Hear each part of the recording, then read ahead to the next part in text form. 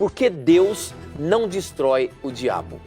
E aí no Facebook chegou a seguinte questão: por que que Adão morreu e Lúcifer não, sendo que os dois pecaram contra Deus? Professor, por que Deus não destruiu Satanás? Destruiu o ser humano, mas não destruiu Satanás. Qual é a razão?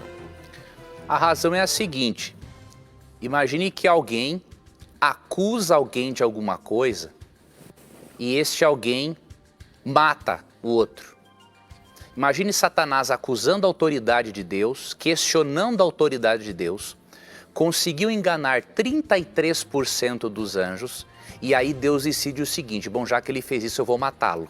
O que os demais iriam pensar? Que alguma razão Satanás tinha para questionar a Deus. Então, Deus seria muito burro se tivesse matado Satanás no início. Deus agiu com inteligência. Ele deixou Satanás vivo para que os anjos, os seres dos outros mundos pudessem perceber a real malignidade do caráter de Satanás. Tanto que isso acontece definitivamente na cruz. O que diz aqui Colossenses 2, 14? Na verdade, Colossenses 2,15, ó.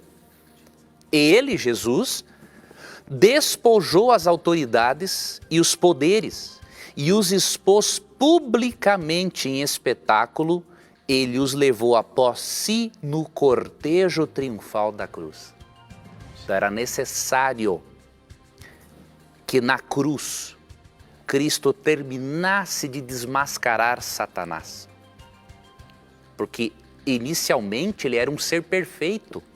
Ezequiel 28, 13 a 15, diz que Deus o criou perfeito. Agora imagine do nada, diríamos assim, surge a imperfeição num ser perfeito e Deus liquida ele no início.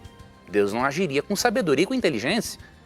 Então Deus tinha que deixá-lo vivo para que o universo pudesse perceber, especialmente no momento da cruz, quando Satanás foi capaz de torturar a Cristo, que foi o criador de Satanás, aí o universo pôde ver realmente a malignidade, a terribilidade do pecado e o tipo de caráter que Satanás tinha. Então Deus agiu com inteligência. Já o ser humano morreu, e não Satanás, porque o ser humano é um ser de uma natureza diferente.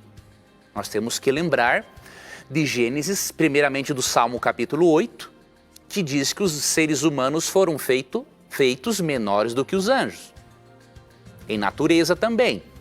E Gênesis capítulo 3 diz que o ser humano, e também no capítulo 2, 16 e 17, para o ser humano ser imortal, essa imortalidade era condicional. E qual é que era a condição? Comer da árvore da vida. Então, como de acordo com Gênesis 3, 22 a 24, Deus priva o ser humano da árvore da vida, o ser humano se torna mortal. Satanás terá o momento dele, né, de castigo e destruição. Apocalipse capítulo 20, verso 10, diz que ele será jogado no lago de fogo e será atormentado e castigado por um bom tempo. E depois do seu castigo, que será proporcional às suas obras, diz Romanos 16, 20 o seguinte: em breve o Deus da paz esmagará Satanás sob os vossos pés. Então Deus tem um tempo certo de punir Satanás. Deus agiu com sabedoria. Leia também o livro de Jó. Se você ler ali especialmente os 2 primeiros capítulos, você vai ver Satanás colocando dúvidas ainda sobre o caráter de Deus e você vê Deus permitindo Satanás agir para que os seres celestiais vejam que o problema não está com Deus, o problema está com Satanás. Tá? Então, avalie o grande conflito cósmico de uma forma mais ampla e você vai ter a solução para essas perguntas.